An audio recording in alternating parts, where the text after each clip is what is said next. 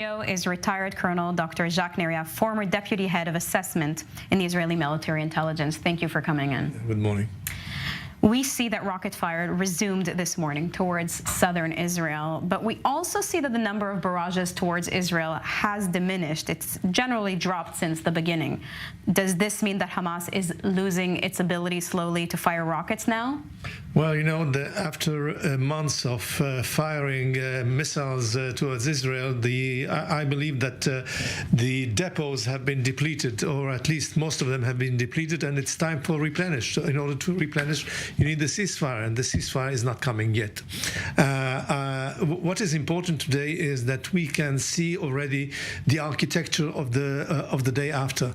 The Israeli Prime Minister has expressed himself that Israel will maintain a security presence in the Gaza Strip. This is something that is acceptable, and the Americans are saying that the candidate to take over in the Gaza Strip should be the Palestinian Authority. So more or less, this is and the whole strip would be let's say defined as a B zone, like the B zone on in the West Bank, where the civilian affairs are being run by the Palestinian Authority, and security is either completely demilitarized, and on the other hand, security presence from the Israeli security agencies. This is more or less the idea that is being shaped right now, and this is what Blinken is trying to convince all the partners that he's meeting in the Middle East and in Turkey and other places.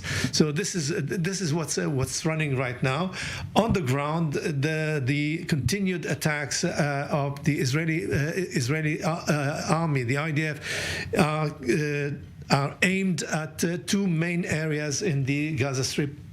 The Gaza Strip is divided in 6 areas, according to Hamas, and most of the terrorists are concentrated in the 2 northern parts of it. Half of the effectives of Hamas, it's 14 battalions out of 28, are in the central and the northern part of the Gaza Strip, and this is where the main effort is being conducted right now.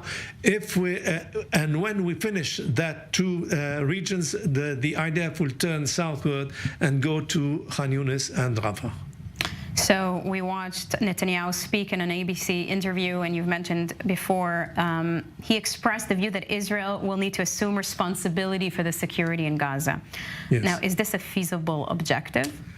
Yes, it is. If we look at what's happening in the West Bank, this is the kind of response that Israel is expecting, to be able to enter the Gaza Strip whenever there is a need, and to just attack, I would say, targets or whatever terrorist cell that might be there. This is the kind of scenario that Israel is looking right now at very, very closely, and I don't believe that there will be a presence, a military presence. I mean, like fortifications or camps, or whatever. This is not the kind of thing that Israel would like to have there. But the ability to go in and out, this would be easier to the Palestinian Authority to accept this solution.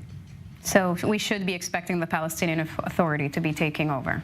Well, there's no other choice. The Americans don't want it. The Egyptians don't want it. The Jordanians don't want it. Nobody wants it, ever. I mean, I remember when we negotiated the peace agreement with Egypt, Menachem Begin, our prime minister at the time, proposed to Sadat to take over the Gaza Strip, bearing in mind that they had still at the time a governor of Gaza, an Egyptian general, and the response of Anwar Sadat was at the time, this poisonous gift, you keep it for yourself. Mm-hmm. Okay, thank you.